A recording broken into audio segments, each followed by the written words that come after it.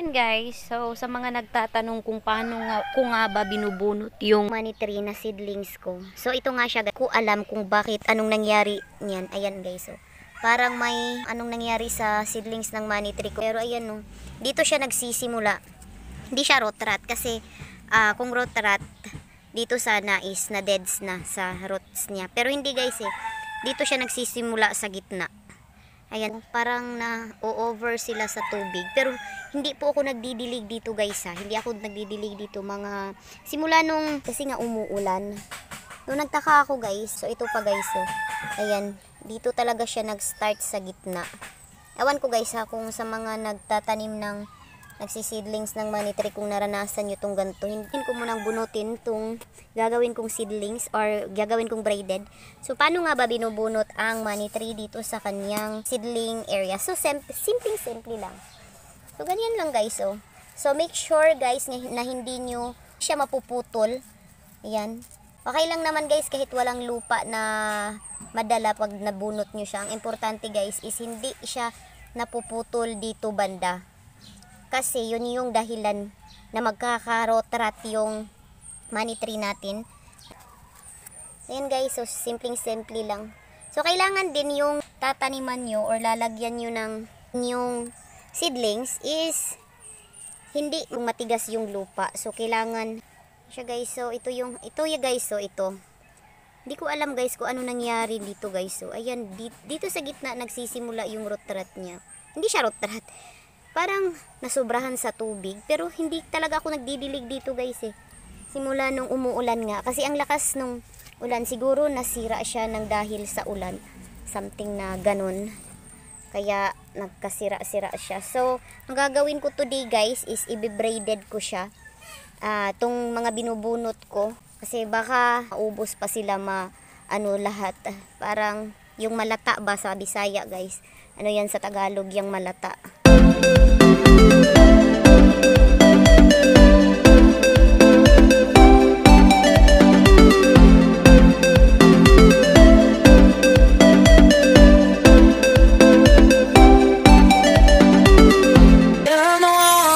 Could you be the one?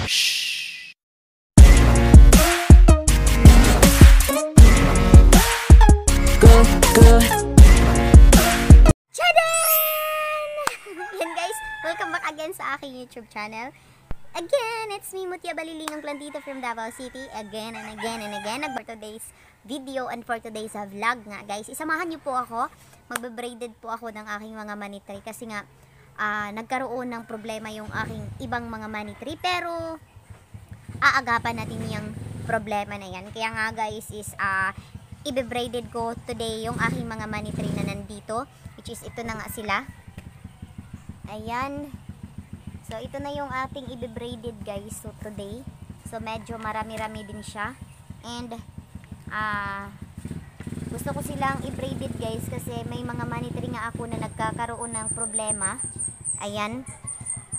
So pero yung money tree na yun guys isi-separate ko na lang ng video guys kasi gusto ko silang kung paano natin sila i-rescue yung ganong problema ng money tree. So ayun guys, so ayun na nga ang gagawin natin for today is magbe-braided tayo ng ating mga money tree seedlings. Yes guys, para lalaki sila and medyo nagsiksika na din kasi sila sa kanilang seedling area. Kasi guys, ang nilagyan ko sa kanilang mga seedlings is yung mga palanggana na mga sira-sira na.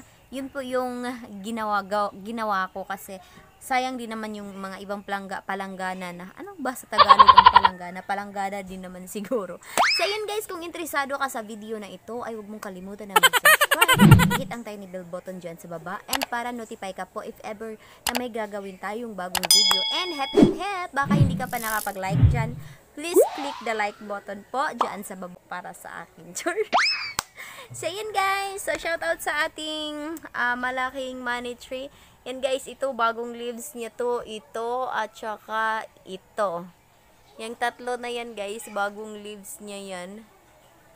So tara guys, simulan na natin to.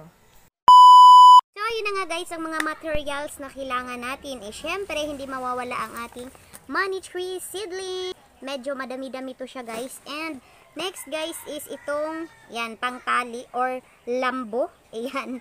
So, ginupit ko yung lambo guys ng ganito kahaba guys. So, pangtali natin to siya. Later is papakita ko kung paano siya itali. And next one is yung ating pot, scissor, and also the soil mixture natin guys. So, ayan. Simulan na natin. So, dito guys is, kukuha tayo ng, ang unang gagawin natin is 7 stalks. Ayan. So, napakita ko na naman to guys sa past vlogs ko. Kung paano mag-braid ng, ayan, kung paano nga ba mag-braid ng money tree. So, ito guys, kapag may nakikita kayong ganito is pwede nyo siyang igupit. Ayan, pwede nyo siyang gupitin guys. Ayan, pwede pong, itong nasa ibabaw lang po ang, pasensya sa gunting ko guys, ang mapurol siya. Ayan, pwede ito lang yung itira. So, by the way guys, itong aking money tree na nga ginawa nga ngayon is binunot ko to siya 2 oras na ang nakalipas kasi nga wala na yung succulent part niya, which is na putol talaga siya guys kapag sobrang fresh pa nung seedlings ng ating mga money trees. And guys, pipili lang tayo guys ng kasing haba at kasing laki at magkaparehong form ng stem nila. Kasi mahirap din guys kapag hindi sila magkapareho ng stem kasi nga hindi sila magkasundo kumbaga. So yun guys, this is our wait 5, 6. Yan, pwede din naman kamayin lang pagputol guys. Ayan, this is our 7 stalks guys. So 2, 4, 6, 7. So ang gagawin natin guys is meron na nga ako ditong pangtali. So kukuha tayo nito ng isa. Yan. Kukuha tayo ng isa at itatali natin dito bandang ibabaw. Ayan. Itatali natin guys dito. And after nito guys is pwede mo namang ilagyan or kukunin to at palitan ng red ribbon para maganda siya tingnan. Tsaka yung pagkatali natin guys is dapat ganito lang siya guys. Oh. Ganyan. Tapos ayan, ganyan. And parang i-ribbon lang natin guys kasi hindi tayo nahihirapan guys kapag time na itanggal na natin sila. So, ayan siya guys. Ito yung, again, kukuha tayo ng, yan, yung pinaka gitna. Yan, lagay natin siya sa pinaka gitna. Ayan siya. So, 3 by 3 each side. Ang kukunin natin guys, ayan. Yan yung pinaka gitna guys. So, ang kukunin natin is itong pinaka malayo. Papunta dyan sa gitna. Ayan, yung isa, pinaka malayo, papunta sa gitna. And ay ganyan lang guys, paulit-ulit lang yan siya. Actually, marami na akong video nga nito kung paano mag-braided ng money tree.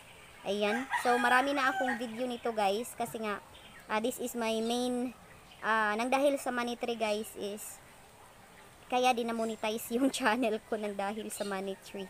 So yan guys. So ayan na guys. Ayan guys, nilagyan na natin ng tali guys. Kaya ito din yung ginamit ko na tali kasi madali lang siyang gupitin. Kapag tatanggalin na natin to siya guys. Kasi tatanggalin natin to guys kapag itinanim natin sa lupa. So, ayan. Ayan guys, next is itong ating 5 stalks. So, naghahanap ako guys ng same sila kalaki and same yung stem nila or shape ng stem nila. Ayan yung isa sa gitna and yan, pero medyo napahaba. Ayan yung isa sa gitna. Ito, yung isa. And, same lang guys, as usual. Ito yung dito sa pinakamalayo. Yan yung, wait, parang hindi siya sa pinakamalayo. Ayan, yan yung kukunin natin. At saka itong isa. Yan, and saka itong isa. Yan. Ayun. So, ayan guys, nakita nyo doon sa aking pagbunot ng money tree guys is meron nga yung nagka-problema nga yung money tree ko guys kasi medyo parang nagkaroon siya ng parang naputol na siya banda sa may gitna. Hindi naman siya root rot pero ayan guys, yan yung i-revive ko or iso-survive natin yun kasi sayang guys, baka napagdaanan nyo din yan sa inyong mga seedlings na money tree. Ayan, bigyan natin yan ng paraan kung paano pa sila ma-revive or paano pa sila ma-survive. So yan guys, ito nga itong ating 5 stalks. Yan yung kaibahan guys kapag hindi talaga as in fresh yung money tree i-braided natin. Kasi kapag fresh to guys, kapag ginanito mo na siya guys, for sure mapuputol siya kasi andun yung succulent part niya guys eh. Ayun. So, ayan, itatali natin. So, next ay itong ating tatlong stalks. So, ganito yung stalks niya guys na kinuha ko. So, ito guys, is kukunin natin siya guys. Ayan. Kukunin lang natin siya para maging malinis kung baga. Ayan, ito is kukunin natin. And tingnan natin kung dapat pa ba ito kunin. Ayan, okay na yan guys. I mean, kunin na lang natin para mas maganda. Pero itong ganito guys is hindi ko na kukunin. Ayan. Kasi sayang siya guys kapag kukunin. Ayan. So, ayan yung ating 3 stalks. Again. Tali-tali. So,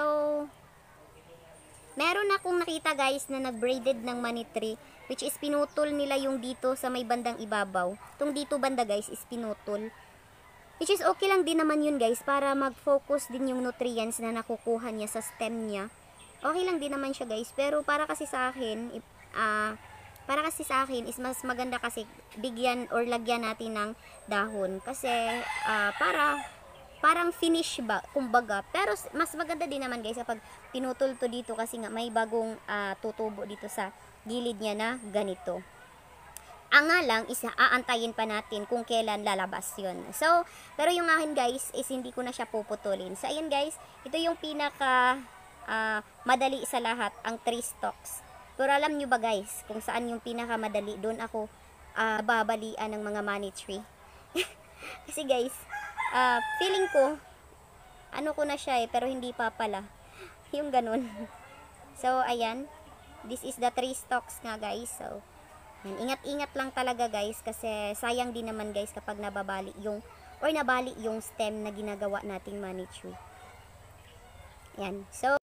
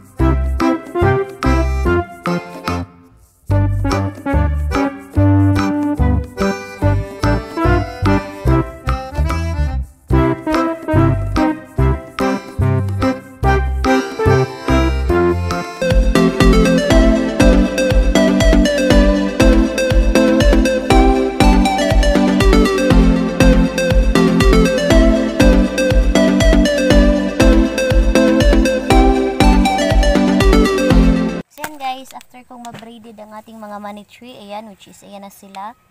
So, itatanim ko na sila dito sa pot, guys. Ayan. So, ang uunahin natin is itong C7 stalks.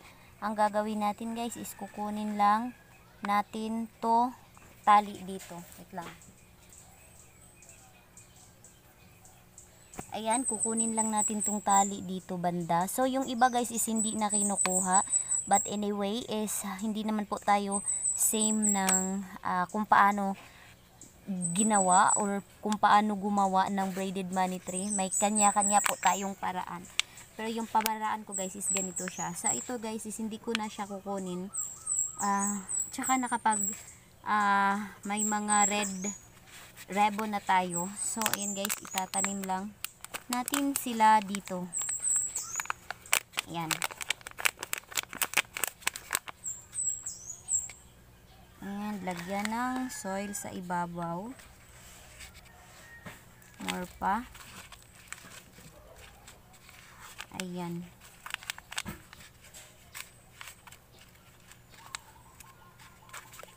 Ayan siya guys.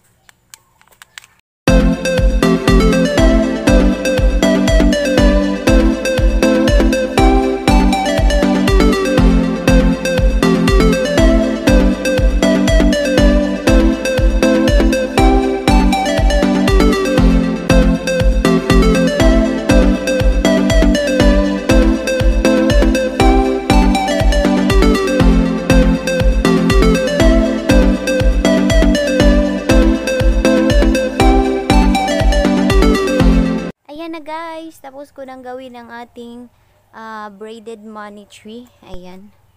Ayun. Ayan siya sa ilalim guys. Nakagawa tayo ng 13 pots. Ayan, ganito yung 7 stalks. Ayan siya sa ilalim guys. Sarap. Sarap sa mata kapag ganyan guys. O na tignan sa ilalim. Ang ganda sa mata. Ayan.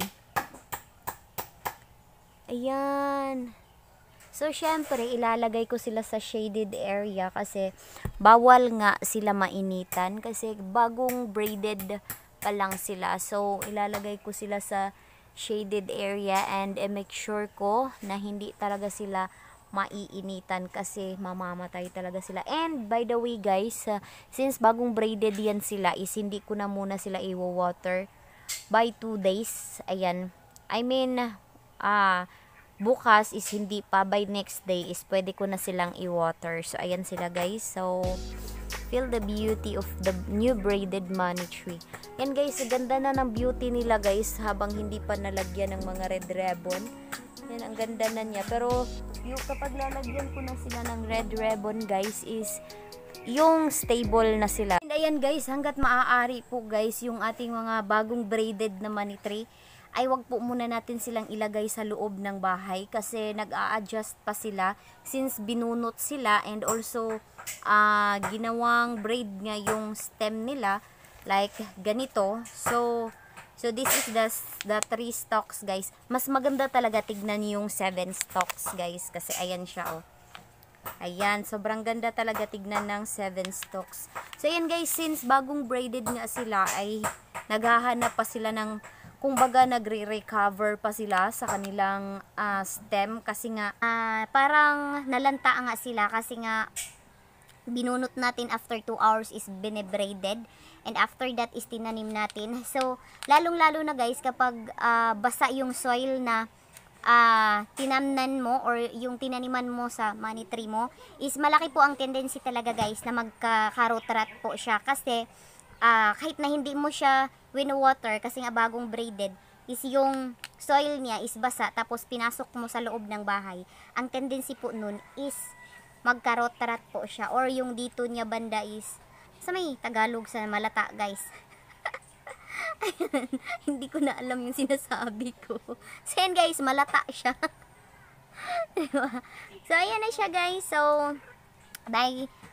Sa susunod ko na video guys, after this, patapos din naman ako. So, may continuation ako na video guys about kung anong meron ngang nangyari sa aking money tree. Ayan, abang-abangan nyo yan guys. So, i-vlog ko muna siya kasi nga baka naranasan nyo din yung ganong mga pangyayari sa inyong mga puno ng pera or puno ng money tree. Ayan guys. So, ayan yung bagong stem, bagong natin, braided na money tree na stem na bagong braided. So, ayan. Ayun na nga guys, that's all for today's vlog. Dito ko natatapusin ang video na ito. Again, it's me, Mutya Baliling, ang plantita from Davao City. Maraming salamat sa iyong panunood. Again, it's me, Mutya Baliling, Babush. And, paalam. Keep safe everyone. God bless us all.